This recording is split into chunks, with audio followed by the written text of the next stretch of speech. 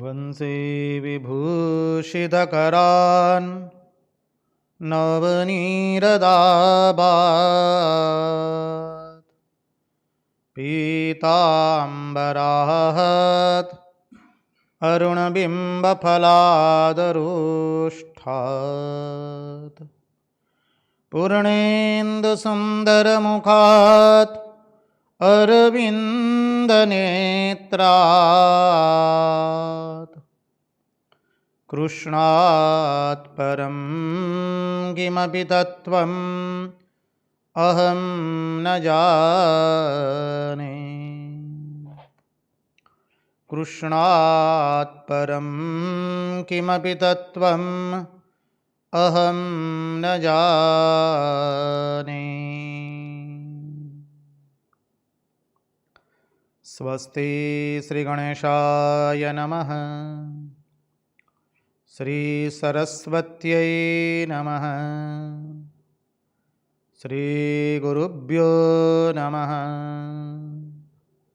नारायणं नमस्कृत्य नरं चैव नरोत्तमं देवीं सरस्वतीं व्यास ततो जयमुदीरयेत्। नमस्ते शारदे देवी सरस्वती मतिप्रदे वसत्वं मम जिह्वाग्रे सर्वविद्याप्रदा भव। अखण्डमण्डलाकारं व्याप्तं येन चराचरं तत्पदं दर्शितं येन तस्मै श्रीगुरवे नमः। सच्चिदानन्दरूपाय विश्वोत्पत्त्यादिहेतवे तापत्रयविनाशाय श्रीकृष्णाय वयं नुमः। ॐ नमः परमहंसास्वादित चरणकमलचिन्मकरन्दाय भक्तजनमानसनिवासाय श्रीरामचन्द्राय विश्वसर्गविसर्गादि नवलक्षणलक्षितं श्रीकृष्णाख्यं परं धाम जगद्धाम तत्। ॐ स्थापकाय च धर्मस्य सर्वधर्मस्वरूपिणे अवतारवरिष्ठाय रामकृष्णाय ते नमः। मुखं करोति वाचालं पङ्गुं लङ्घयते गिरिं यत्कृपात्वमहं वन्दे परमानन्दमाधवम्।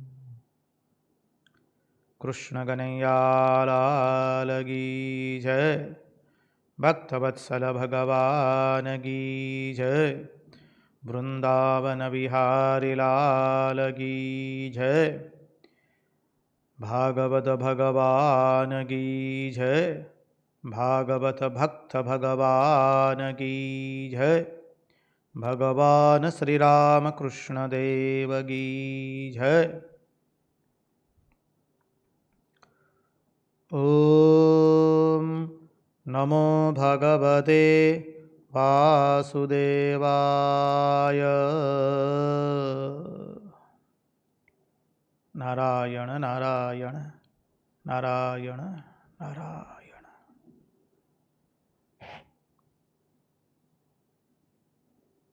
हम सर्वप्रथम पूज्यपाद आदि भवानंद जी महाराज के चरण कमलों में हमारे भक्ति सवर प्रणाम निवेदित करते हैं। तत्पश्चात रामकृष्ण आश्रम राजकोट के अध्यक्ष पूज्यपाद स्वामी निखिलेश्वरानंद जी महाराज के चरणों में हमारे भक्ति सभर प्रणाम निवेदित करते हैं। उपस्थित पूज्यपाद प्रभु सेवानंद जी महाराज, पूज्यपाद शंकरेशानंद जी महाराज सह सभी सन्यासी महात्माओं एवं विरक्तों के चरणों में हम भक्ति सभर प्रणाम निवेदित करते हैं। और इस दृश्य श्राव्य माध्यम से जो कोई भी इस भागवत रसामृत का रसपान कर रहा है उन सब के हृदय में निवासित उस अनंत अखंड अविनाशी परब्रह्म परमात्मा को मुहुर मुहुर वंदन करके आइए भागवत भगीरथी में हम अवगाहन करें।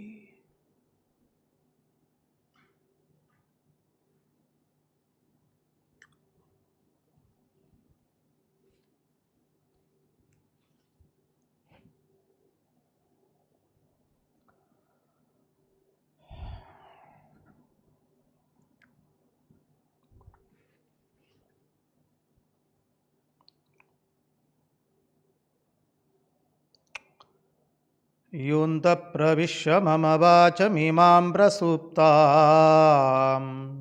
सञ्जीवयत्नखिलशक्तिधरस्वधाम्ना अन्यांश्च हस्तचरणश्रवणत्वगादीन् प्राणान्नमो भगवते पुरुषाय तुभ्यम्।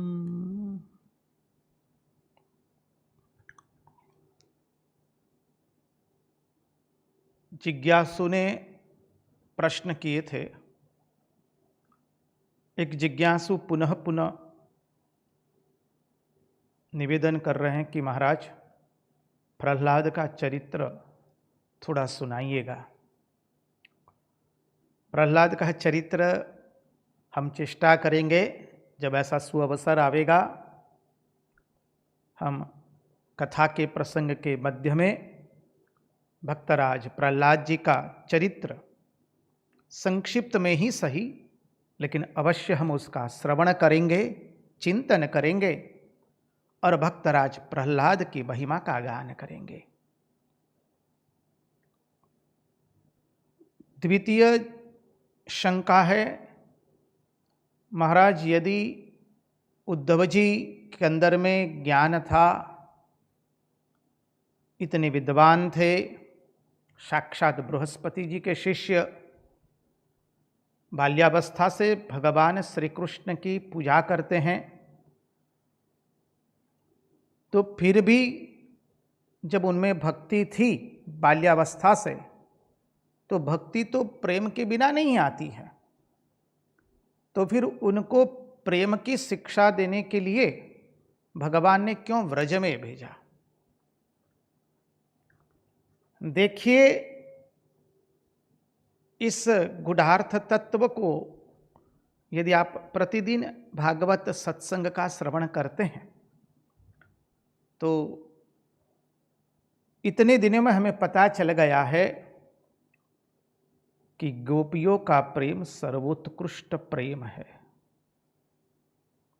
उस प्रेम के सामने किसी की भक्ति या किसी के प्रेम की तुलना नहीं की जा सकती है। और वो परम प्रेम, दिव्य प्रेम,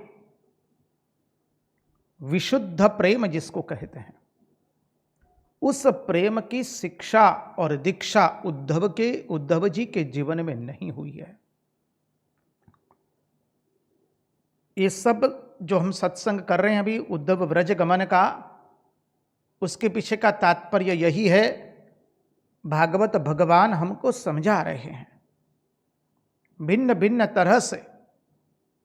उद्धव जी जैसे परम ज्ञानी भक्त भी है, वो भगवान को प्रेम भी करते हैं, लेकिन वो इतना प्रेम नहीं करते हैं जितना प्रेम गोपियां भगवान के ऊपर करती है। गोपियों के सामने किसी का प्रेम टिक नहीं सकता है। सर्वोत्कृष्ट अवस्था का प्रेम है। और भगवान चाहते हैं उद्धव जी को उसकी शिक्षा मिले, दीक्षा प्रदान हो उनको। उस प्रेम के रंग में उद्धव जी रंग जाए, इसलिए भगवान उनको व्रज में गोपियों के पास भेजते हैं। सिद्धांत को समझना है।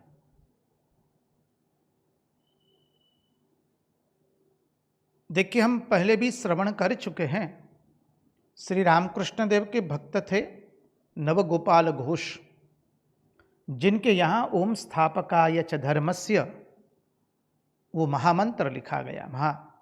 महामंत्र अर्थात वो प्रणाम मंत्र लिखा गया श्री रामकृष्ण देव के बारे में स्वामी विवेकानंद जी ने लिखा। उन्हीं के पुत्र थे स्वामी चंडिकानंद जी महाराज, अंबिकानंद जी, क्षमा कीजिए, स्वामी अंबिकानंद जी महाराज। अब ये नवगोपाल घोष वैष्णव थे, श्री रामकृष्ण देव उनके घर जाया करते थे और संकीर्तन होता था। एक बार श्री रामकृष्ण देव आए हैं, संकीर्तन हो रहे हैं, श्री रामकृष्ण देव भाव समाधि में हैं। उनके ज्येष्ठ भ्राता को लग रहा है और जैसे साक्षात श्री कृष्ण है। अब वो रामकृष्ण देव नहीं है, त्रिभंग ललित मुद्रा में खड़े हुए श्री कृष्ण है। उन्हें पहले प्रथम तो ऐसा प्रतीत हुआ जैसे उनकी आंखों का ये भ्रम हो सकता है। उन्होंने आंखों को साफ किया, नेत्रों को साफ किया, फिर भी ठीक जागृत अवस्था में देख रहे वहां श्री रामकृष्ण देव नहीं है, वहां त्रिभंग ललित मुद्रा में खड़े श्री कृष्ण ही विद्यमान है। अपने भाई के पास आते हैं, अनुज के पास, और कहते हैं, उनके भाई ने मृदु हास्य करके उनकी सम्मति में अपना मस्तक हिलाया है। संकीर्तन समाप्त हुआ, श्री रामकृष्ण देव को अंतःपुर में ले गए लोग, जहाँ पर माताएं श्री रामकृष्ण देव का सानिध्य प्राप्त कर पाएंगी। नवगोपाल घोष की भार्या कहती है, और श्री रामकृष्ण देव सामने से पूछते हैं, आज तो सुंदर दर्शन हुए ने? तब नवगोपाल घोष की भार्या कहती है, ठाकुर अब राधा कृष्ण के दर्शन कराइए। तब श्री रामकृष्ण देव कहते, उसके लिए बहुत साधना करनी पड़ेगी। समझिए, उस प्रेम को समझना, उस दर्शन को प्राप्त करना और उस भाव को समझना कितना कठिन है। भक्ति एक अलग वस्तु है और गोपियों का जो प्रेम है श्री कृष्ण के प्रति, रासेश्वरी व्रजेश्वरी का जो भाव है श्री कृष्ण के प्रति, प्रेम की सर्वोत्कृष्ट अवस्था है। देखिए, भगवान प्रेम नहीं दे सकते हैं, समझ लीजिए। आचार्य हमें समझाते, महात्मा लोग हमें समझाते हैं, भगवान प्रेम नहीं दे सकते हैं। भगवान तो प्रेम की भिक्षा के लिए भटक रहे द्वार द्वार। भगवान गोपियों के पास जाकर के दूध मांगते हैं, दही मांगते हैं, मक्खन मांगते हैं। वो क्या है? भगवान प्रेम मांगते हैं। भगवान प्रेम के भिखारी है।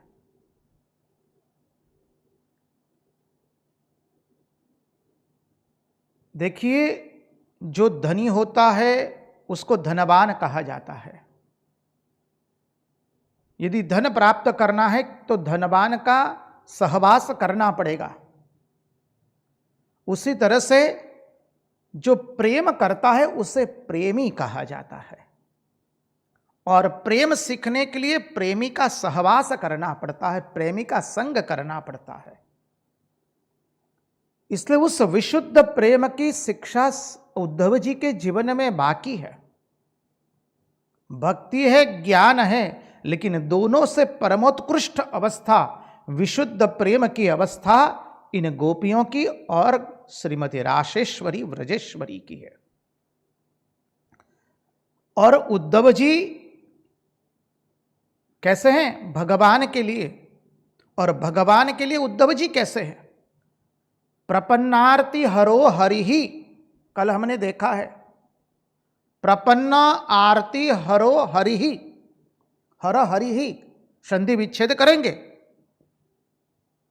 तो प्रपन्न जोड़ आरती, आरती अर्थात वो आरती मत समझिए जी, आरती अर्थात संकट, संकट को दूर करने वाले हैं।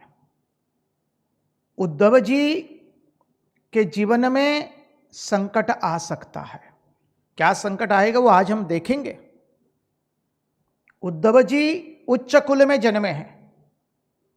देखिए कुलाभिमान होता है, उच्च कुल में जन्म लेने का एक बहुत बड़ा कुलाभिमान होता है। श्री रामकृष्ण देव ने अपने जीवन से बताया, उच्च ब्राह्मण कुल में उनका जन्म हुआ था। आचारनिष्ठ ब्राह्मण कुटुंब में जन्म हुआ था, जहां पर परंपराओं का वहन किया जाता है। आचारनिष्ठ, सद्गुण संपन्न, ऐसे उनके माता पिता है। ब्राह्मण कुल में जन्म हुए हैं। कुलाभिमान का त्याग करने के लिए श्री रामकृष्ण देव एक महतर के वहां जाकर के उसका शौचालय साफ करते हैं। एक दिन नहीं, 2 दिन नहीं, 6 माह। और वो भी कैसे? अपने केश से, अपने बालों से महतर का शौचालय साफ किया है। श्री रामकृष्ण देव ने अपने जीवन से एक एक घटना ऐसे अद्भुत दिखाई है। देखिए, अहंकार का राहित्य करने के लिए वही श्री रामकृष्ण देव, जब रानी रासमणी का मंदिर की प्राण प्रतिष्ठा हुई है, तब मछुआरन का मंदिर है, प्रतिष्ठा की गई है। मछुआरन के मंदिर के अंदर में आचारनिष्ठ ब्राह्मण होने के कारण उस दिन का प्रसाद ग्रहण नहीं करते हैं। 2 आने की मूड़ी लेकर के गंगा जी में डुबो करके खाया है। श्री रामकृष्ण देव कुछ तोड़ने नहीं आए हैं, जोड़ने आए हैं। अवतार बोलना आसान है, अवतार तत्व को प्रतिपादित करना शास्त्र की दृष्टि से जब अवतार की दिव्य लीलाओं पर गहन चिंतन करेंगे और महात्माओं के चरणों में बैठ करके जब हम सबको सीखने का मिलेगा, तब श्री रामकृष्ण देव क्या थे वो तो हम समझ नहीं पाएंगे, लेकिन उनकी लीलाओं का कुछ कुछ तत्व हमें समझ में आ सकता है। क्यों उनको स्वामी विवेकानंद अवतार वरिष्ठ कहते हैं? जो कल हम तत्व चिंतन कर रहे थे, देखिए हनुमान जी महाराज ज्ञानी नाम अग्रगण्य है। वो प्रभु से कहते, प्रभु आप जाकर के कपिपति से दोस्ती कीजिए। पहले तो उनको कपिपति कह दिया और फिर प्रभु से कहा कि प्रभु आप दोस्ती कीजिए, मित्रता आपको करनी पड़ेगी। अब लखन जी थोड़े नाराज हो गए। अरे दिन वो है तो दिन आएगा हमारे पास, हम क्यों उससे मित्रता करने जाए? जो दिन है वो दिन आएगा हमारे पास। प्रभु से मित्रता वो करेंगे, हम क्यों करने जाए? तो हनुमान जी महाराज ने कह दिया, प्रभु यदि वो मित्रता करेगा तो भक्ति शास्त्र का सिद्धांत टूट जाएगा। जीव यदि मित्रता करेगा प्रभु आपसे, तो जीव तो ऐसा है, आज मित्रता करके कल मित्रता तोड़ देता है। जीव यदि आपको पकड़ेगा प्रभु, तो जीव आपको छोड़ देगा। जीव में वो पात्रता नहीं है कि आपको पकड़ कर रख सके। लेकिन प्रभु आप यदि जीव से मित्रता करेंगे तो आप कभी मित्रता तोड़ने वाले नहीं है। इसलिए प्रभु ये हमारी विनती रहेगी आपके श्री चरणों में, आप जाकर के कपिपति से मित्रता कीजिए। देखिए श्री रामकृष्ण देव के पास स्वामी रामकृष्णानंद जी जब आए तो पहले वो शशि महाराज के नाम से पूर्व परिचित है। अब शशि महाराज जब ठाकुर जी के पास आते हैं, हमारे गुरु महाराज के पास, तो शशि महाराज को श्री रामकृष्ण देव क्या कहते हैं? यहां के प्रति खिंचाव तो है ना, शशि महाराज बहुत सुंदर कहते हैं, ठाकुर आप ही खींच लीजिए ना हमको। कितनी बहुत बड़ी, ठाकुर इतने प्रसन्न हुए हैं। देखिए शशि महाराज ने कहा कि आप ही हमको खींच लीजिए। यही सिद्धांत है जो हनुमान जी महाराज प्रभु को सुग्रीव से जब मित्रता कराते हैं, यही सिद्धांत यहां पर अंतर्निहित है। प्रभु आप ही हमको आकृष्ट कर लीजिए ताकि हमारा मन और कहीं न जाए। इसी सिद्धांत से श्री रामकृष्ण देव ने कहा, वो बंदरिया का बच्चा और बिल्ली का बच्चा। बंदरिया का बच्चा मां को पकड़ता है, जबकि बिल्ली का बच्चा कुछ नहीं करता है। बिल्ली का बच्चा तो केवल म्याऊं म्याऊं करता रहता है, और मां ही उसको पकड़ करके जहां योग्य स्थान है वहां रख देती है। बंदरिया का बच्चा बंदरिया को पकड़ता है, परिणाम स्वरूप कभी वो छूट जाता है। यही तुलसीदास जी का दीनता का घाट है। समझिए, प्रभु हमारे में ना भक्ति है, न ज्ञान है, न कर्म है। योग के तो हम अधिकारी नहीं है, प्रभु हमारा तो दीनता का घाट है। तुलसीदास ने, संत प्रवर तुलसीदास जी ने एक अद्भुत घाट बनाया, वो दीनता का घाट। ये दीनता का घाट है। प्रभु आप ही हमको आकृष्ट कर लीजिए, प्रभु आप ही हमको पकड़ लीजिए। तो प्रभु प्रेम नहीं दे सकते, प्रभु तो प्रेम के भिखारी है। इसलिए प्रभु द्वार द्वार पर जाकर के प्रेम की भिक्षा मांगते हैं। समझिए, गोपियों के पास दूध दही मक्खन के बहाने हमारा नंद नंदन यशोदा नंदन, हमारा नीलमणि, हमारा सांवला सनोने सरकार प्रेम की भिक्षा मांगते हैं। और उस प्रेम की भिक्षा उद्धव जी के अंदर में अभी बाकी है। उद्धव जी शास्त्र संपन्न है, शास्त्र विशारद है। समझिए, बृहस्पति के साक्षात शिष्य है, बचपन से कन्हैया की पूजा करते हैं, लेकिन उनमें वह प्रेम नहीं है कृष्ण के प्रति जो प्रेम गोपियों को है श्री कृष्ण के प्रति। इसलिए उस प्रेम की शिक्षा प्राप्त करने के लिए, उस प्रेम की दीक्षा प्राप्त करने के लिए आज भगवान उद्धव जी को भेज रहे हैं व्रज में। व्रज शब्द का अर्थ भी हमने देखा था, पुनः एक बार उसका स्मरण कर ले। व्रज का अर्थ समझे, जहां ब्रह्म ही रज बन करके अत्र तत्र सर्वत्र उपस्थित है, उसका नाम है व्रज। जहां ब्रह्म ही स्वयं रज बन करके अत्र तत्र सर्वत्र उपस्थित है, इसलिए उस ब्रह्म शब्द का ब्र लिया, ब लिया, और रज का ज ले लिया, ब्रज। इस तरह से ब्रज नाम कारण हुआ है। ये ब्रज की महिमा समझिए, सामान्य धाम नहीं है। श्री वृंदावन धाम, श्री व्रजधाम सामान्य धाम नहीं है। इसलिए तो भगवान ने महारास के समय कह दिया गोपियों को, जाओ, हम वृंदावन का त्याग करके कतई कभी नहीं जाएंगे, कभी नहीं जाएंगे, कभी नहीं जाएंगे। उद्धव जी में वो प्रेम की शिक्षा बाकी है, इसलिए उद्धव जी को भेजा है। देखिए, प्रेमी कभी दूसरे के सुख से सुखी नहीं होता है और दूसरे के दुख से दुखी नहीं होता है। प्रेमी केवल अपने प्रियतम के कारण ही सुखी होता है और अपने प्रियतम के दुख के कारण दुखी होता है।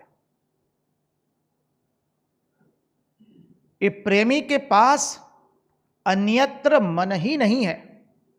अरे प्रेमी के पास मन ही नहीं रहा है।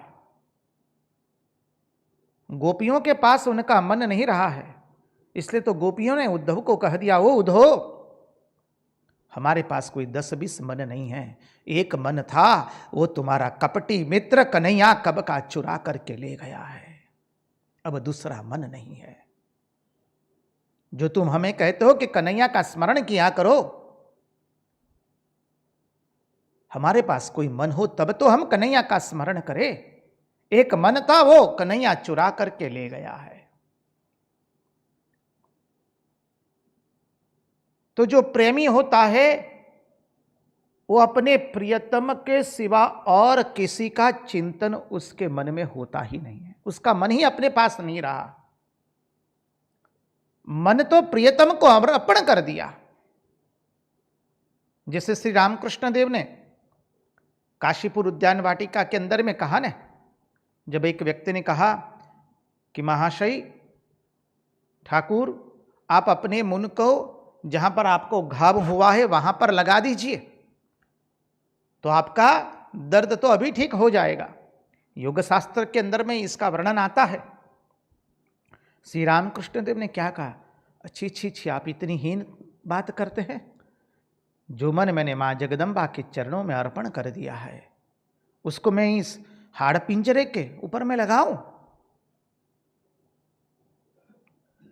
तो प्रेमी तो जो है वो अपने प्रियतम के कारण ही दुखी रहते हैं, अपने प्रियतम के कारण ही वो सुखी रहते हैं।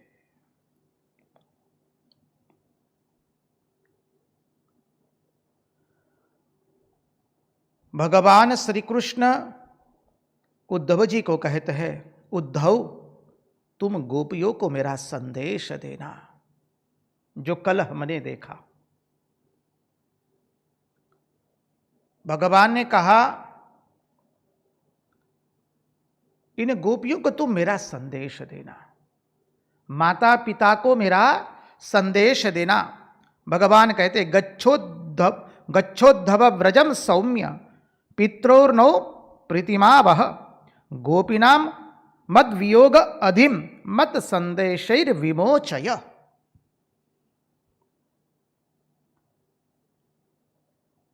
तुम मेरे माता पिता को संदेश देना।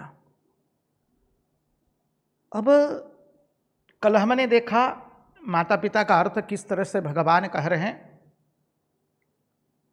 अब उद्धव जी के मन में प्रश्न आता है, माता पिता आपके विरह में व्याकुल है, वो मैं समझ सकता हूं,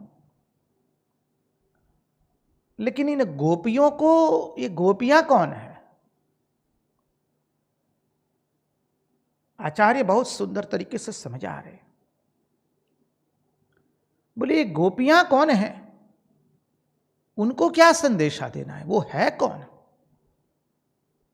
तब परमात्मा श्री कृष्ण क्या सुंदर कहते हैं, तामन्मनस्का मत प्राणा मदर्थे त्यक्त दैहिकाः मामेव दयितं प्रेष्ठम् आत्मानं मनसा गतः ये त्यक्तलोकधर्माश्च मदर्थे तान् बिभर्म्यहम्।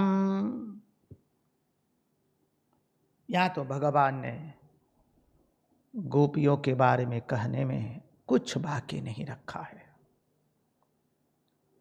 गोपियां कैसी है? ता मन मनस्का। एक एक शब्द को लेकर के उसका चिंतन करने का प्रयास करेंगे, क्योंकि भगवान आज भगवान के जो प्राण प्यारे हैं, भगवान के जो सर्वस्व है, उनके बारे में आज भगवान बोल रहे हैं। उनके बारे में क्या बोल रहे हैं? ता मन मनस्का, सात एता बहुवचन। गोपियां कैसी है? जिनका मन पूर्ण रूप से मुझ में लग गया है। मन मनस्का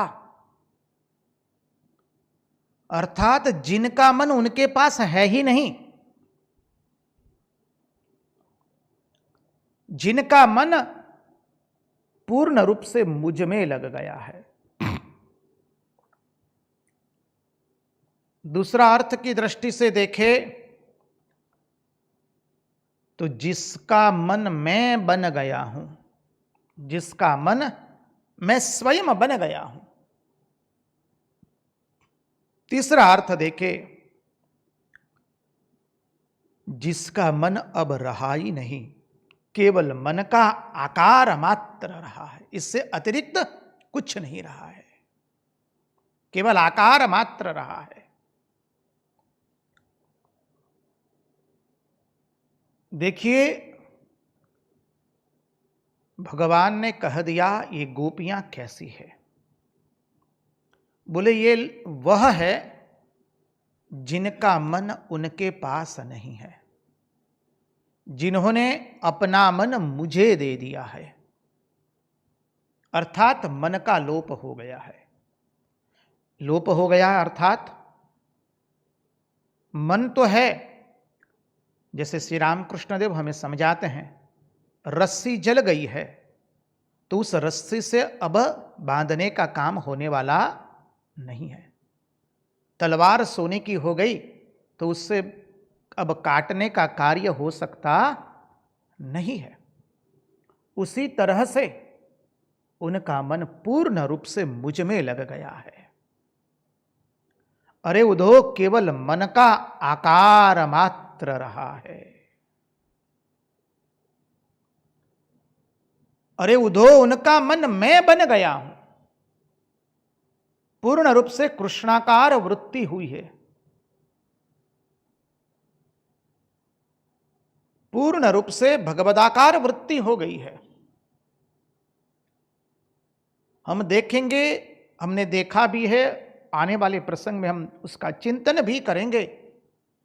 जब उद्धव जी व्रज जाएंगे तो गोपियों के साथ जब वो कथोपकथन करते हैं तो गोपियां कहती है, अरे उद्धव, तुम कहते हो कि तुम हमारे प्राण प्यारे को पहचानते हो, तुमने उनका दर्शन किया है। अरे उद्धव, तुमने उनका दर्शन ही नहीं किया है, बकवास मत करो। कब से लट लगाए कि तुमने हमारे श्याम सुंदर का दर्शन किया है? अरे उद्धव, तूने यदि दर्शन किया होता तो तुम आज यहां नहीं होते।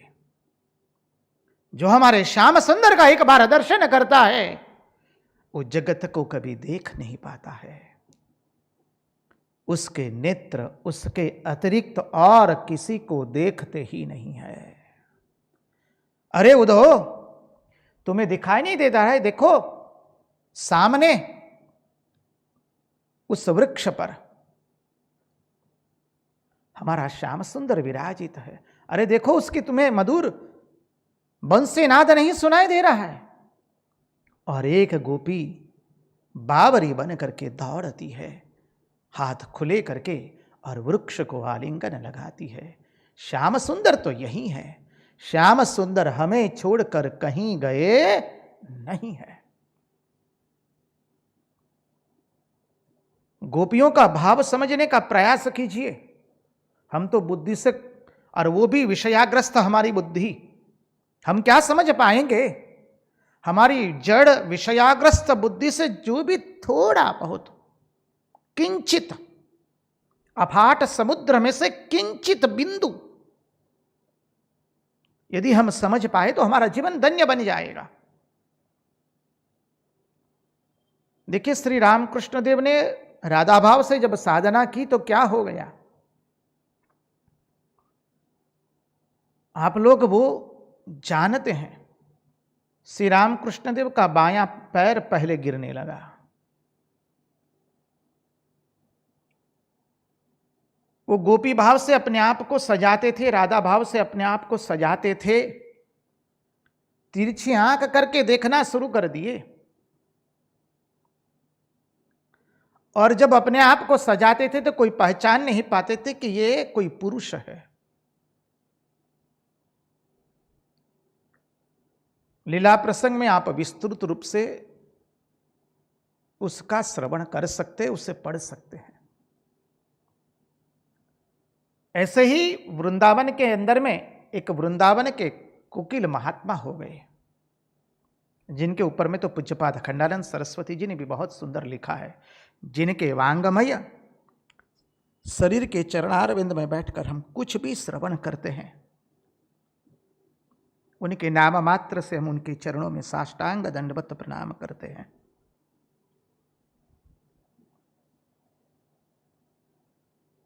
ये वृंदावन के कोकिल संत कैसे थे, उनका भाव कैसा था?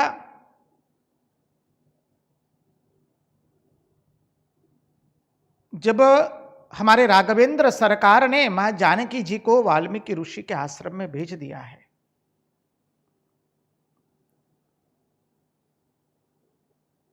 मां जानकी जी अपना दुख बांट सकती है अन्यान्य सहेलियों के साथ में, लेकिन हमारे राघवेंद्र सरकार, उनको जो पीड़ा हो रही है, उनको जो विरह हो रहा है, वो किसी से बांट नहीं पाते हैं।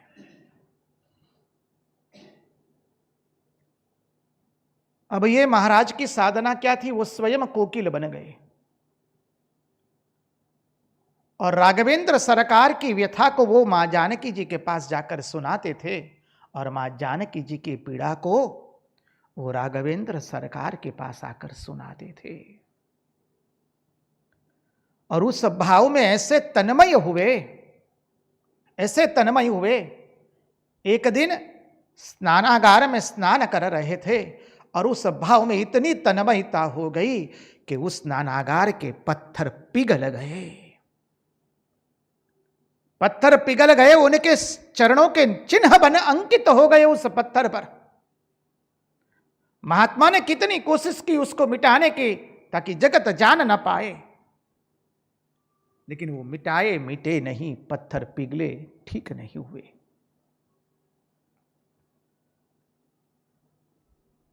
महात्मा लोग अपने जीवन से दिखाते हैं ये सब साधनाएं, ये साधनाएं कोई कल्पना का विषय नहीं है। श्री रामकृष्ण देव उस साधना में, जो भी साधना श्री रामकृष्ण देव ने ली, हमारे इष्ट, हमारे सर्वस्व, उसके अंदर में पूर्णता प्राप्त की है। और ये महात्मा ने भी, ऐसे अनेकों महात्माओं के जीवन है, एक एक भाव से महात्मा लोग जीवन जीते हैं भगवान के प्रति।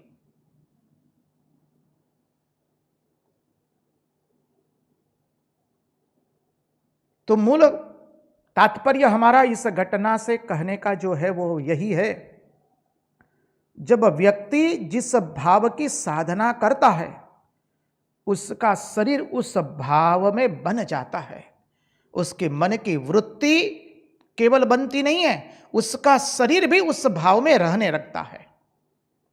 इसलिए पहुंचे हुए महात्मा तो व्यक्ति की चाल पर से पता कर लेते हैं कि ये किस भाव का साधक है। व्यक्ति की चाल पर से पता चलता है कि ये किस भाव में जीता है साधक।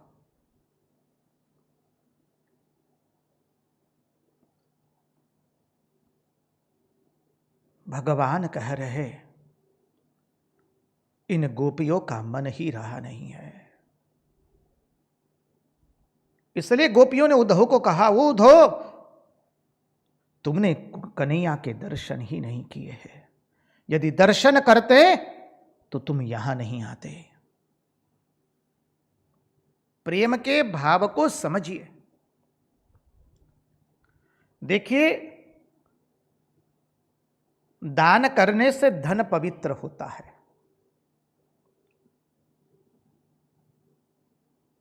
संयम करने से इंद्रियां पवित्र होती है,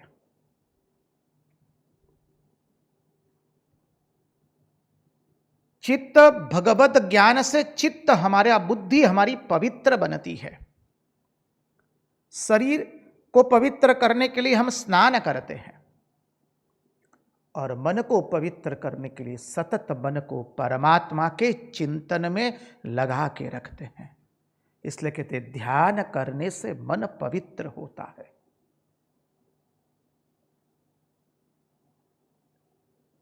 परमात्मा की पवित्रता का चिंतन, परमात्मा की लीलाओं का चिंतन, परमात्मा का चिंतन हमारे मन को पवित्र करता है। संयम जो है हमारी इंद्रियों को पवित्र करता है। भगवत ज्ञान हमारी बुद्धि को पवित्र करता है। दान हमारे लक्ष्मी को पवित्र करता है। स्नान हमारे शरीर को पवित्र करता है।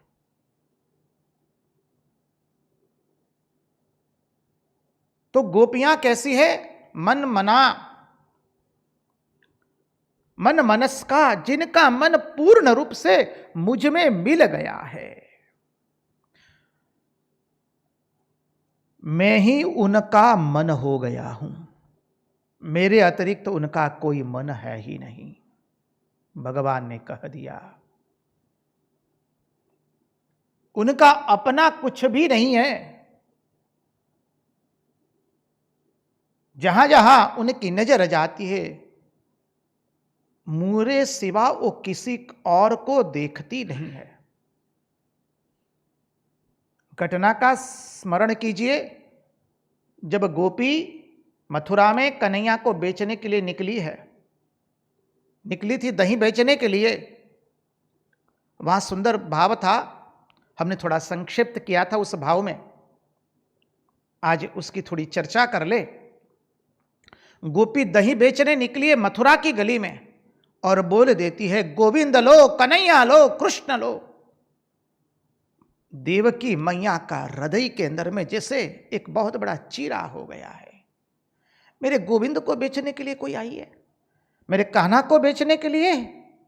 आज तो मैं मेरे प्राण दे करके भी मेरे कन्हैया को ले लूंगी। देवकी मैया दौड़े दौड़े बाहर आती है, बावरी बन गई है। गोपी को आवाज देती है, अरे गोपी तनी इधर भी आ जाओ, तुम कन्हैया को बेचती हो क्या? तुम कृष्ण को बेचती हो? गोपी को थोड़ा भान हुआ है। गोपी आई और गोपी कहती है, मैया हम तो बेचते हैं दूध दही, लेकिन क्या करें, जब से उस नीलमणि को देखा है हम और किसी को देख नहीं पाती है। देवकी मैया यहां कहती है, अच्छा तुम क्या कन्हैया को देखी हो? तुम अच्छा तुम कन्हैया को जानती हो क्या? तब गोपी के नेत्रों से अश्रु बहते और गोपी कहती है, मैया क्या बताऊं, जिस क्षण से उस नीलमणि को देखा है हमारे नेत्रों ने और किसी का दर्शन करना बंद कर दिया है। जिस क्षण से उस नीलमणि की लीलाओं का श्रवण किया है, हमारे कर्णों ने संसार के इस प्रपंच का कोई बात का श्रवण करना बंद कर दिया है। मैया मैं अधिक तो क्या कहूं, वो नीलमणि हमारा मन चुरा करके ले गया है। एक गोपियों की अवस्था इसलिए भगवान कहते हैं, गोपियों के बारे में उद्धव जी को समझा रहे हैं। परमात्मा आज स्वयं अपने प्रेमियों का गुणगान गा रहे हैं। अरे परमात्मा जिनको प्रेम करते हैं, समझिए, अरे परमात्मा के लिए जो सर्वस्व है, ऐसी है गोपियां। ऋषि रूपा गोपी, श्रुति रूपा गोपी। गोपियों के अनेक प्रकार है, आवेगा प्रसंग के अंदर में, तुम कभी देखने का चिंतन करने का प्रयास करेंगे। गोपी गीत के अंदर में प्रत्येक गोपी का भिन्न भिन्न भाव है, इसलिए प्रत्येक श्लोक की संगति दूसरे श्लोक से लगती नहीं है। गोपी गीत में प्रत्येक श्लोक दूसरे श्लोक से पूर्ण रूप से भिन्न है, क्योंकि प्रत्येक गोपी का भाव अलग अलग है। कोई गोपी ऋषि रूपा है, कोई गोपी श्रुति रूपा गोपी है, कोई गोपी वात्सल्य रूपा गोपी है। अनेक प्रकार बताए हैं महात्माओं ने। ईश कृपा होगी तो कभी चिंतन करने का प्रयास करेंगे। तो आज श्री कृष्ण इसलिए कहते हैं गोपी कैसी है, मन मनस का। और भगवान ने आगे कह दिया, मत प्राणा। हमारे गौड़ीय संप्रदाय के आचार्यों ने इसका वर्णन करते करते, रूप गोस्वामी जी ने जो टीकाएं लिखी है उसका वर्णन करते करते, और गौड़ीय संप्रदाय के आचार्य ने इसका वर्णन करते करते ऐसे ऐसे अद्भुत भाव प्रकट किए हैं।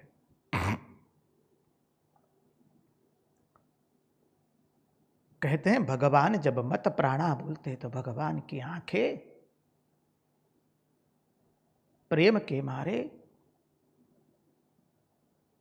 छलका गई है। भगवान के नेत्र अश्रुओं से भर गए। भगवान जब उद्धव जी को ये सब बात बता रहे हैं तब भगवान के नेत्रों से प्रेम के बिंदु झर रहे हैं। गोपियों के प्रति प्रेम के बिंदु है। भगवान कहते गोपियां मत प्राणा है। अरे कन्हैया, गोपियां कहती है कन्हैया तुम्हारे प्रेम ने हमको ऐसा बना दिया है, अब हमारे प्राण हमारे पास नहीं रहे हैं। देखिए गोपी गीत के अंदर में गोपियों ने भगवान को कह दिया है, जयति ते दिकम जन्म नाव्रज सृजति इंदिरा शश्वदत्र ही दयति दृश्यताम दिक्षुताबका स्त्वयि द्रुता सवस्त्वाम विचिन्वते। संधि विच्छेद करेंगे, त्वयि ध्रुता सव। अरे कन्हैया हमारे प्राण तो कब के तुम्हारे प्राणों में विलीन हो गए हैं। महात्माओं ने भाव को समझाते हुए कहा, गोपियां श्री कृष्ण के विरह में जीवित कैसी हैं? वो कैसे जीवित हैं गोपियां? अरे गोपियों के प्राण तो इतने आकुल व्याकुल हो गए, इतने आकुल व्याकुल हुए कि प्राण निकलने वाले थे। अरे प्राणों के देवता प्राण का हरण करने के लिए आ गए। गोपियों के मन से प्राणों का हरण करने के लिए गोपियों के शरीर में से प्राणों का हरण करने आए, लेकिन उनको प्राण ही कहीं नहीं मिला, क्योंकि गोपियों का प्राण उनके पास था ही नहीं। वो तो श्री कृष्ण के प्राण में विलीन हो चुके हैं।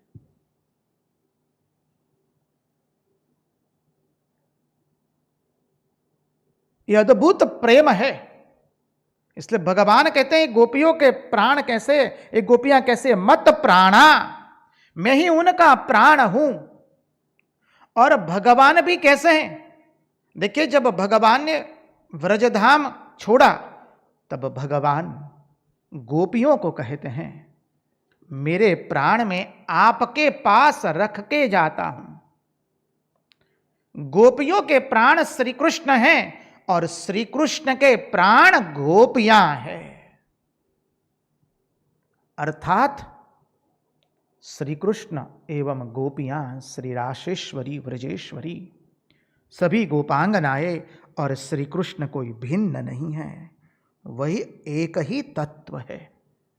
इसलिए हम भागवत के चिंतन में पुनः पुनः कहते हैं गोपियों का प्रेम और श्रीमती राशेश्वरी का प्रेम वो अद्वैत की पराकाष्ठा है।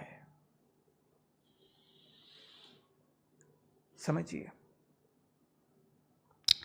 गोपियां प्रेम सन्यासिनी हैं। गोपियों का प्राण श्री कृष्ण है और श्री कृष्ण के प्राण गोपियां हैं।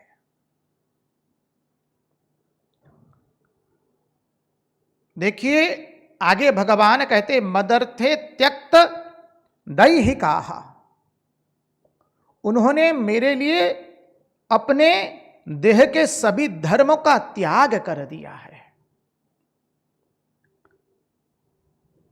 मदर्थे त्यक्त दैहिकाहा, मैं ही उनका प्रेष्ठ हूं, भगवान कहते हैं।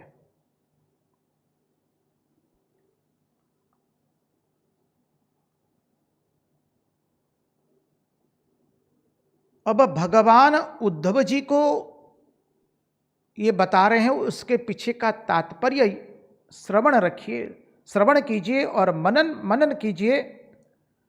उद्धव जी उच्च कुल में जन्मे हुए हैं, बृहस्पति के साक्षात शिष्य है, शास्त्र विशारद है, भगवान श्री कृष्ण के प्रिय सखा है, बड़े लोगों में उठ बैठ करते हैं, वो उच्च पद आसीन है।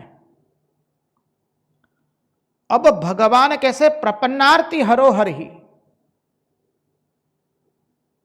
भगवान चाहते नहीं है ये सब मिलने के बाद मेरे उद्धव में कहीं पर भी तनिक भी कहीं अहंकार आ जाए, उद्धव जी में तनिक भी अहंकार ना आए, इसलिए भगवान उद्धव जी को इस प्रेम की शिक्षा देने के लिए गोपियों के पास भेजते हैं और गोपियों के इस भाव का वर्णन कर रहे हैं कि गोपियां मत प्राणा है। देखिए, अहंकार ऐसा चीज है और उद्धव जी के पास अहंकार करने के लिए सभी चीजें मौजूद है। उच्च कुल बृहस्पति के साक्षात शिष्य, श्री कृष्ण के प्रिय सखा, श्री कृष्ण के वरिष्ठ मंत्री है। अहंकार करने के लिए सब कुछ है उनके पास और भगवान चाहते हैं कि मेरे शरणागत में सब चीजें मौजूद होने के बावजूद भी मेरे प्रिय सखा में कहीं अहम ना आ जाए। देखिए, हमने लघुरास के प्रसंग में देखा था कि गोपियों में अहंकार आया, सौभग मद आ गया, गोपियों में सौभग मद आया। गोपियां लघुरास में चिंतन करती है हम सबसे भाग्यवान हैं, अहम पर दृष्टि गई, प्रपंच पर तो दृष्टि जाने वाली नहीं है। गोपियां कोई व्यभिचारिणी नार नहीं है। गोपियों की दृष्टि अहम पर जाती, सौभग मद हो गया। तो भगवान श्री कृष्ण ने क्या कहा, वहीं पर अंतर्धान हो गए, उन्हीं के बीच में अंतर्धान। अंतर्धान का अर्थ समझिए, अंतर्निहित तो होना अर्थात क्या है, उन्हीं के बीच में उन्हीं की चुन्नी लेकर के भगवान रह गए, कहीं गए नहीं है भगवान, उन्हीं के बीच में रहे हैं। तो सौभग मद आ गया गोपियों में। गोपियों में कोई मद नहीं आ सकता था, भगवान की वो लीला है, करतुम अकर्तुम अन्यथा करतुम सर्वसमर्थ है। वो जगत को दिखाने के लिए भगवान की वो दिव्य लीला है। तो जो गोपियों में जब सौभग मद आ गया तब भगवान अंतर्धान हो गए। अब भगवान चाहते नहीं है कि मेरे प्राण प्रिय सखा के अंदर में भी, क्योंकि उसको कहा है दयित सखा, भगवान के प्रिय सखा है वो, उसके अंदर में भी कहीं से अहंकार प्रवेश न हो जाए। इसलिए उनके ज्ञान को परितुष्ट करने के लिए, उनके ज्ञान को परिपक्व बनाने के लिए श्री कृष्ण उद्धव जी को गोपियों के पास भेजते हैं। भगवान प्रपन्न की आरती का हरण कर रहे हैं, प्रपन्न की आरती का हरण कर रहे हैं। आरती अर्थात संकट।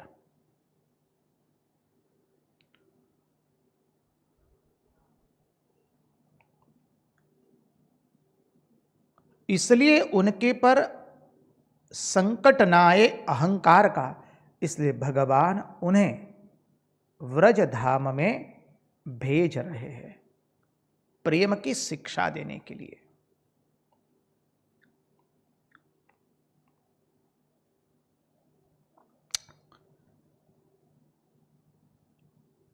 रत्नाकर कवि ने बहुत सुंदर भाव लिखा है यहां पर।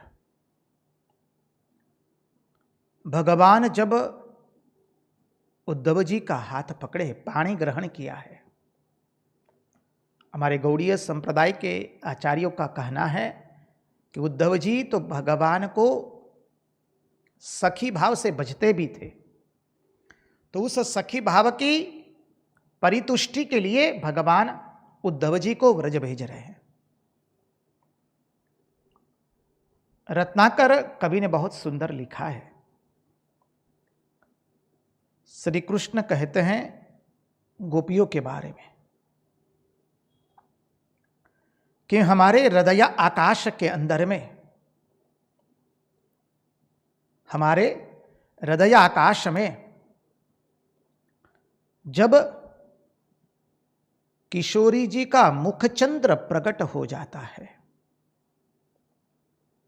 तब क्या होता है, जैसे पूर्णिमा के दिन समुद्र की तरंगें बहुत बढ़ती है, वेग से बढ़ती है, उछलती है, वैसे ही जब हमारे हृदयाकाश में रासेश्वरी के मुखचंद्र का स्मरण हो जाता है,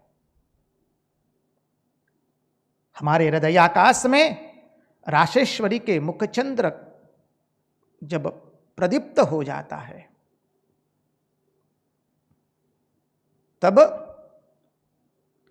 तब हमें कुछ सुध-बुध नहीं रहती है।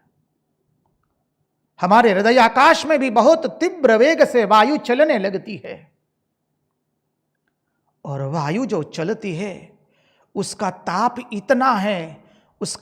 इतना है कि अगल बगल की सब चीजों को वो शुष्क बना देती है, मुरझा देती है। हम हमारी सुध-बुध खो बैठते हैं, हमारा मन सुध-बुध खो बैठता है। हमारे जितने गुण हैं वो सब कुछ उलट पुलट हो जाता है।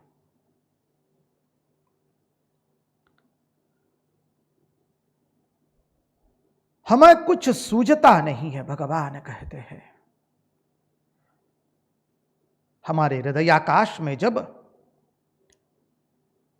किशोरी जी का मुखचंद्र प्रकट होता है, हम अपना सुध-बुध खो बैठते हैं। क्या अद्भुत भाव है श्री कृष्ण का किशोरी जी के प्रति। थोड़ा चिंतन कीजिए। अब भगवान क्यों ये बात बता रहे हैं उद्धव जी को। प्रेमी अपने प्रेम को कभी प्रकट नहीं करता है। प्रेमी यदि अपने प्रेम को प्रकट कर दे, साधक यदि अपनी साधना को प्रकट कर दे, साधक यदि अपनी उपासना को प्रकट कर दे, तो फिर उपासना कभी बढ़ने वाली नहीं है।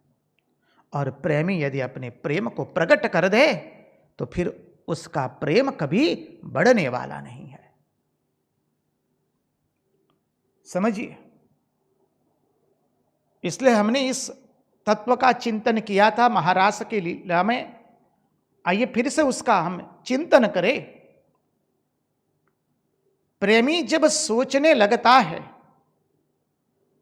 कि उसके प्रियतम में जो प्रेम है उससे कहीं अधिक प्रेम उसके अंदर में है अपने प्रियतम के प्रति, तो धीरे धीरे उस प्रेम का ह्रास होने लगता है। फिर वो प्रेम बढ़ता नहीं है। प्रेम की चाल को समझ लीजिए। प्रेम टेढ़ी मेढ़ी चाल चलता है। और जब प्रेमी के हृदय में आवे कि उसके प्रियतम के प्रेम के सामने उसका प्रेम तो अत्यंत तुच्छ है, अरे कुछ है ही नहीं, समझिए, तब उसके प्रेम में दिन ब दिन बढ़ोतरी होती रहती है।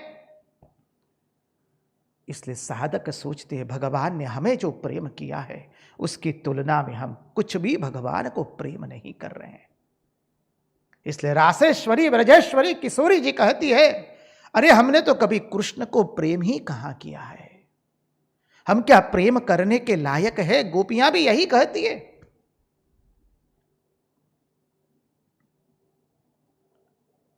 तो मत प्राणा, समझिए, मत प्राण के भावार्थ को समझने का प्रयास करें। भगवान गोपियों के इस प्रेम को क्यों प्रकट कर रहे हैं। अब प्रेम जो है वो अमृत है, और जो विरह है उस अमृत का मंथन करने के लिए जो मथानी लगती है वो विरह है। और गोपियां क्या है, वो शांत क्षीर समुद्र है। उस गोपी रूपा शांत क्षीर समुद्र के अंदर में विरह रूपी मथनी से मंथन करने पर प्रेम रूपी अमृत निकलने वाला है।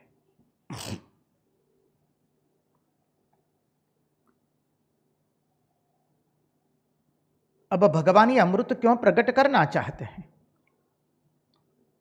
तो महात्माओं उन्हें कह दिया, भगवान ये प्रेम प्रकट करना संतों के लिए चाहते हैं, महात्माओं के लिए चाहते हैं, ताकि महात्माओं को पता चले, भक्तों को पता चले प्रेम किसे कहते हैं। वह प्रेम जो कभी भोक्ता नहीं बनता है, वह प्रेम कभी स्वयं के लिए प्रेम नहीं होता, वो विशुद्ध प्रेम है। इसलिए आज भगवान उद्धव जी के सामने अपने प्रेम को प्रकट कर रहे हैं, महात्माओं के लिए, संतों के लिए, भक्तों के लिए, कि प्रेम क्या है, कितना विशुद्ध प्रेम है, उसको समझिए। इसलिए भगवान गोपियों के बारे में कह रहे उद्धव जी को कि गोपियां मेरे विरह में कैसे जी रही है, गोपियों का विरह कैसा है, गोपियों का मन कैसा है, अरे गोपियों के प्राण कहाँ हैं। ये सब बातें आज श्री कृष्ण स्वयं उद्धव जी को बता रहे हैं। भगवान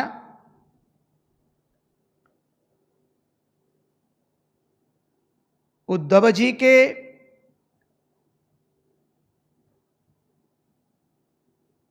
भाव को समझ चुके हैं और उद्धव जी भी भगवान के समीप बैठे हैं, भगवान के हृदय में बैठना चाहते हैं। अब देखिए, भगवान के समीप बैठना, गुरु के समीप बैठना, आचार्य के समीप बैठना, उसका अर्थ समझिए।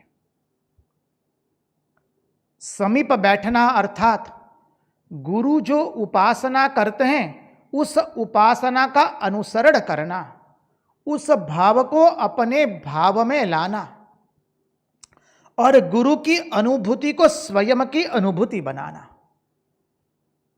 गुरु जिस चिंतन में जीते हैं उस चिंतन में अपने आप को ढाल देना, उसको कहते गुरु के समीप बैठना, महात्मा के समीप बैठना। गुरु के भौतिक देह के समीप बैठने को गुरु के समीप बैठना नहीं गिना जाता है शास्त्र की मर्यादा में। गुरु के समीप बैठना अर्थात गुरु के भाव में बैठना, गुरु की अनुभूतियों में बैठना, गुरु के चिंतन में बैठना।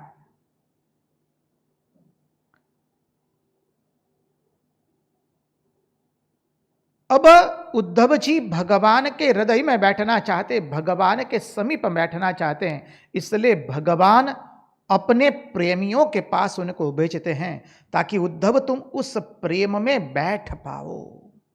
समझिए, जहां भगवान स्वयं बैठे हैं गोपियों के हृदय में और भगवान के हृदय में गोपियां बैठी है, इसलिए भगवान ने कहा कि गोपियां कैसी है, मन मना है, मन मनस का, गोपियों का पूर्ण मन मुझ में लग गया है।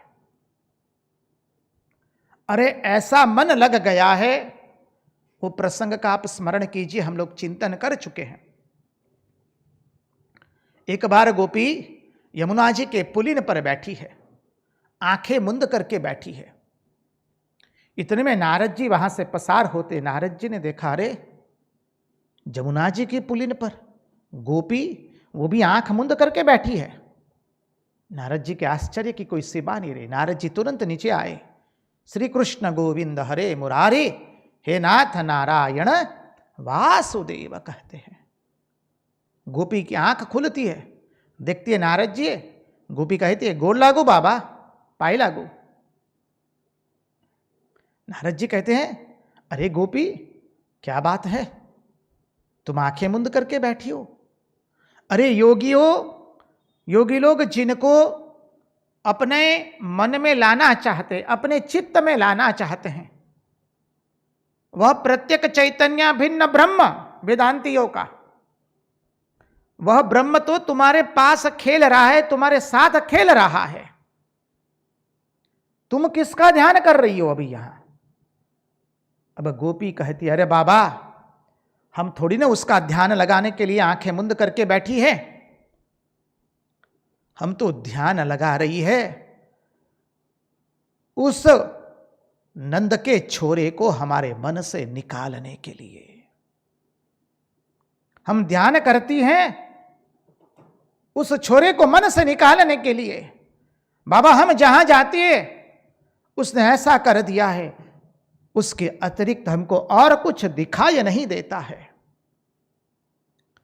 जमुना जी में जल भरने जाती हूं तो जल में वो हमारे साथ क्रीड़ा करते हुए दिखाई दे रहा है। अरे जल में, जल घड़े के अंदर में जल को भरा बाबा, तब तक वो नंद का छोरा आ गया। उसने कहा अरे गोपी, घट को चढ़ा दूं क्या तुम्हारे सर पर? गोपी ने कहा हाँ लाला, जल्दी से चढ़ाओ। और लाला उठाने गया हमारा मटका।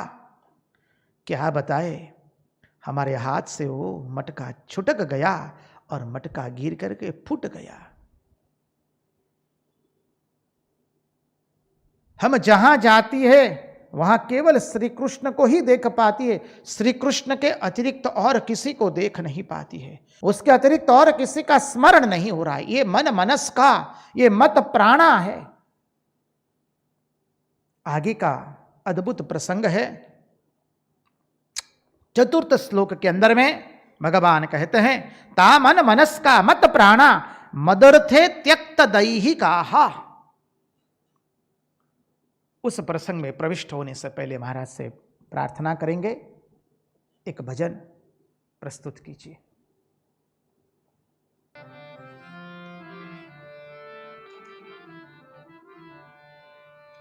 लाव हथेली शाम लखी दऊं,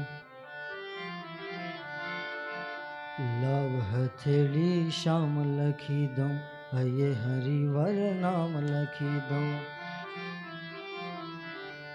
लाव हथेली शाम लखी दूं, ये हरिवर नाम लखी दो। आंगली ऊपर आत्म प्यारे, आंगली ऊपर आत्म प्यारे, कर ऊपर किरतार लखी दो। आंगली ऊपर आत्म प्यारे, आंगली ऊपर आत्म प्यारे, कर ऊपर किरतार लखी दो।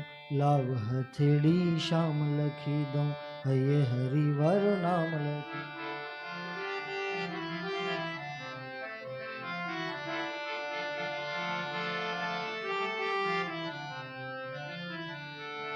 मुख पर माखण खानारो, मुख पर माखण खानारो, गाल पर गोविंद लखी दो। मुख पर माखण खानारो, गाल ऊपर गोविंद लखी दऊं।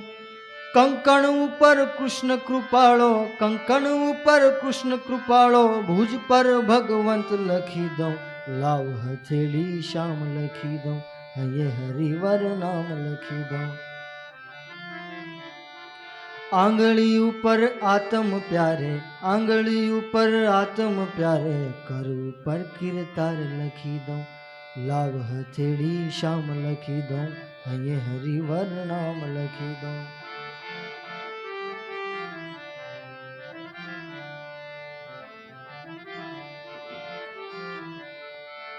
कुंडल ऊपर कमल नयन ने, कुंडल ऊपर कमल नयन ने, अलकावली पर अलख लखी दऊं।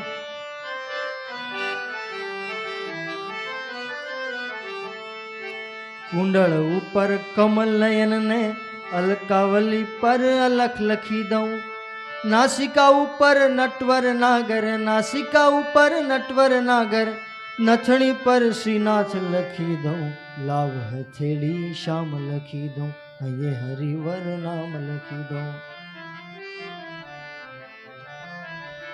लाव हथेली शाम लखी दऊं, ये हरिवर नाम लखी दऊं। आंगली ऊपर आत्म प्यारे, आंगली ऊपर आत्म प्यारे, कर ऊपर किरतार लखी दऊं। लाव हथेली शाम लखी दऊं।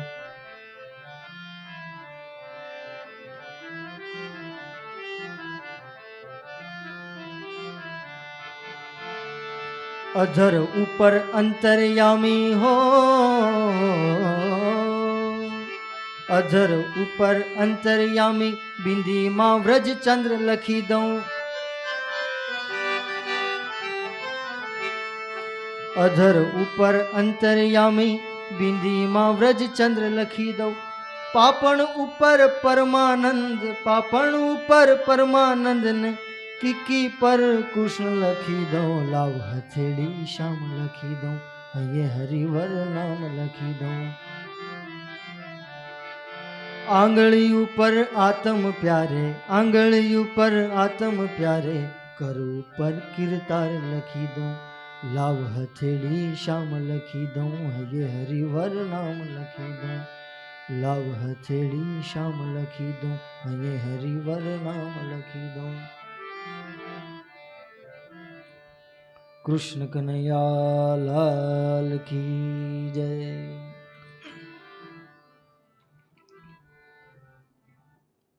कृष्ण कन्हैया लाल की जय। तामन मनस्का मत प्राणा मदर्थे त्यक्त दैहिका। तामन मनस्का मत प्राणा मदर्थे त्यक्त दैहिका। मत प्राणा,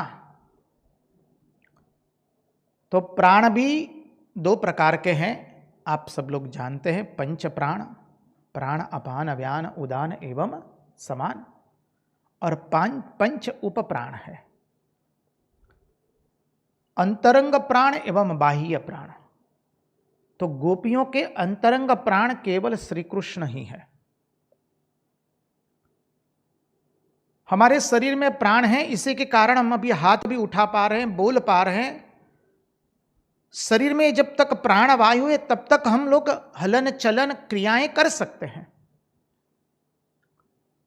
जब शरीर में प्राण वायु नहीं रहेगा तो इस शरीर को मृत घोषित किया जाता है। अब देखिए,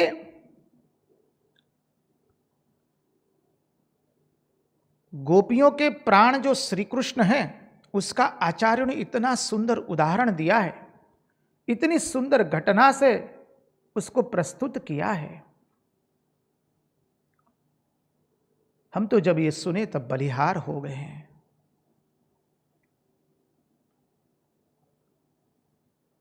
गोपियां जब उद्धव जी के साथ बातचीत करेंगी, मानी बाद में प्रसंग आता है, अभी संगति है इसलिए इसको हम साथ में लेते हैं। उद्धव जी के साथ जब कथोपकथन कर रही है, इतने में एक गोपी ने देखा एक काग मथुरा की ओर जा रहा है, और गोपी ने उस काग को कहा, काग तुम मथुरा की ओर जा रहे हो। मथुरा नरेश को कह देना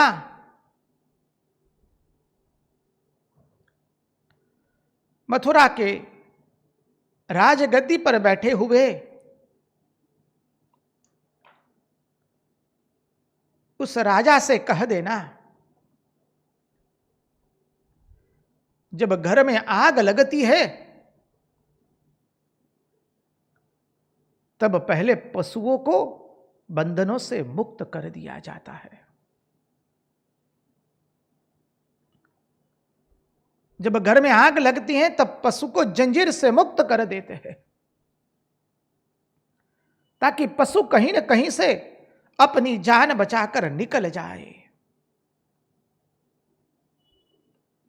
वो काग इस तन के मालिक वो मथुरा नरेश है। अभी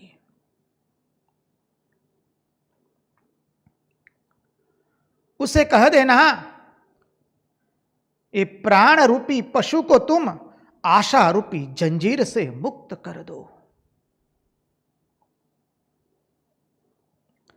हम पशु है, हमारे प्राण श्री कृष्ण के पशु है। और आग लगी है इस शरीर रूपी गृह में, अभी आग लगी है, विरह की आग लगी है।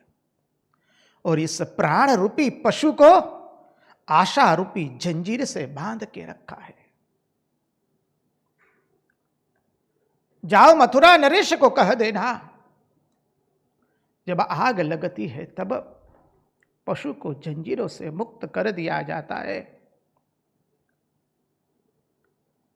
इस प्राण रूपी पशु को भी तुम आशा रूपी जंजीर से मुक्त कर दो।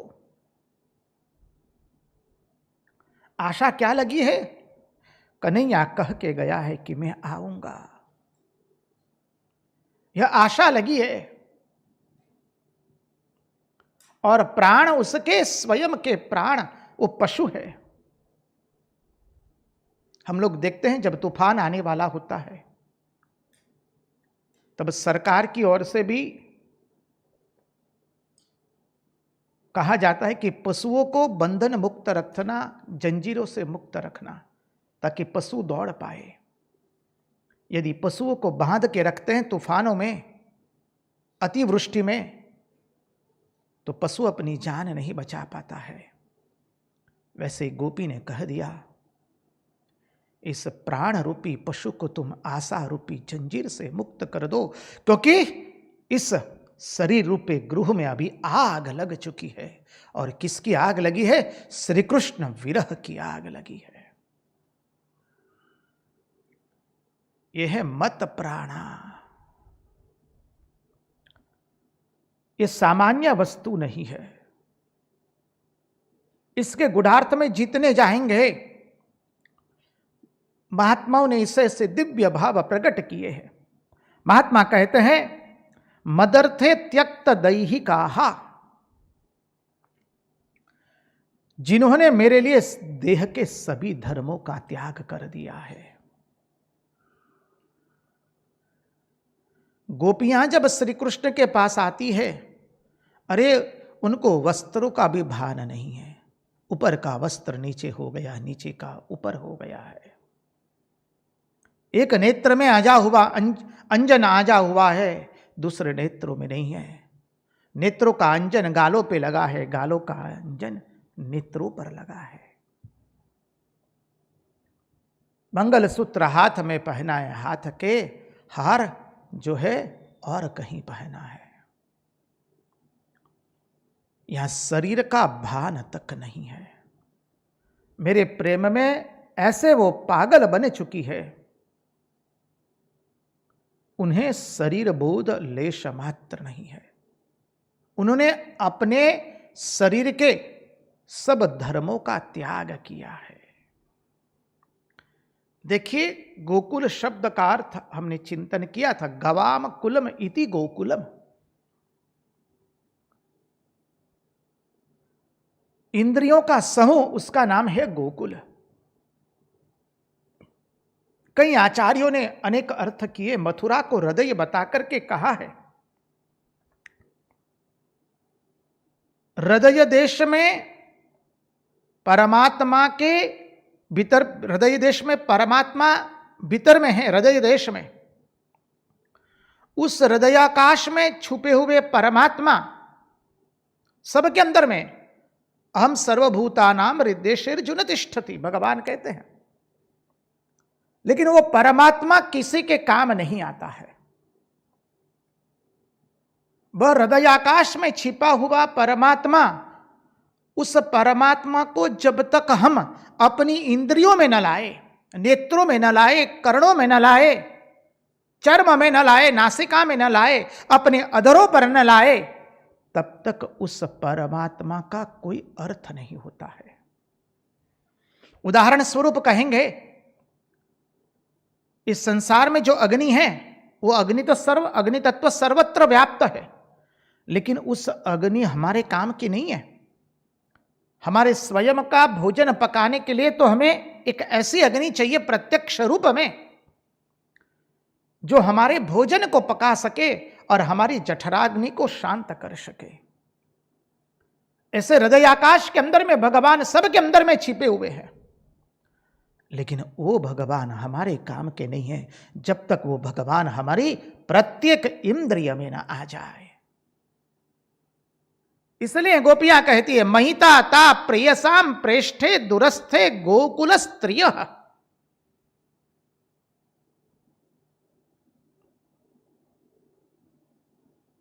जब तक वो परम कृपालु परमात्मा, वो ब्रह्म भगवान परमात्मा, जो कहना है ब्रह्मेति परमात्मेति भगवानिति शब्दयते,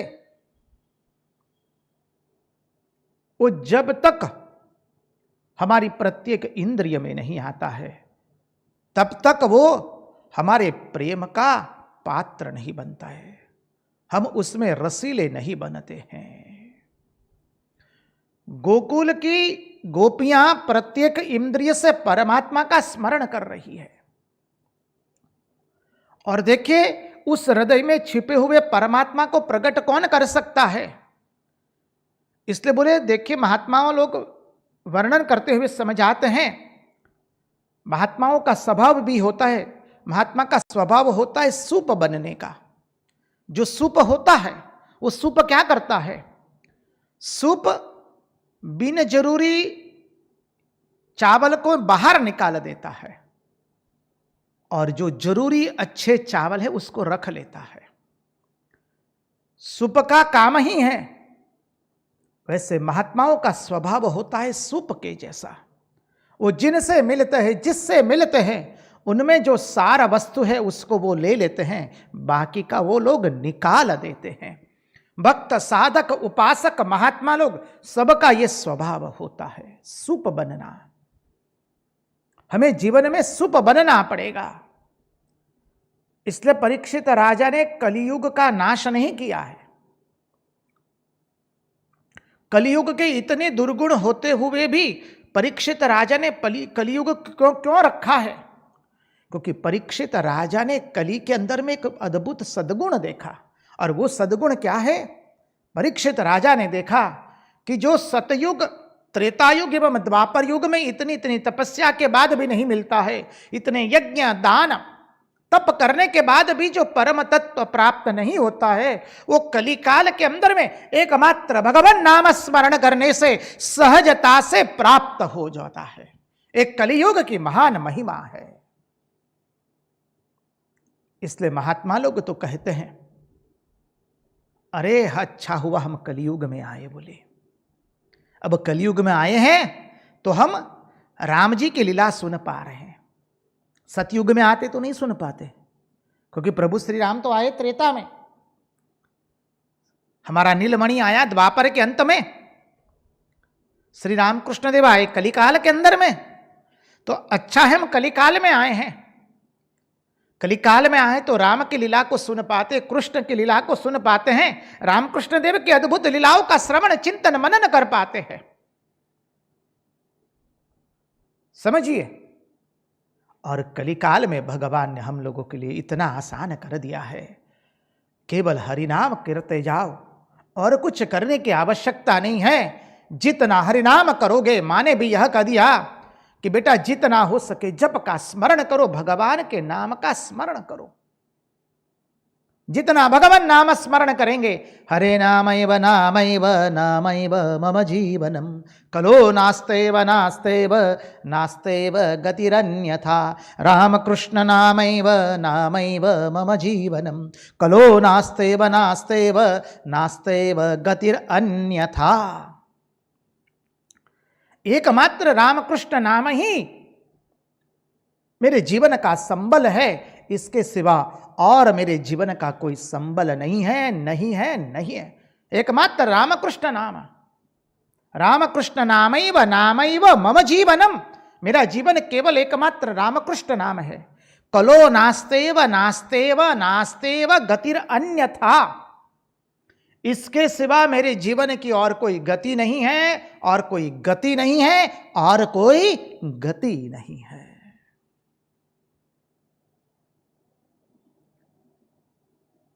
इसलिए भगवान गोपियों की वर्णना करते हुए कहते हैं, मन मनस्का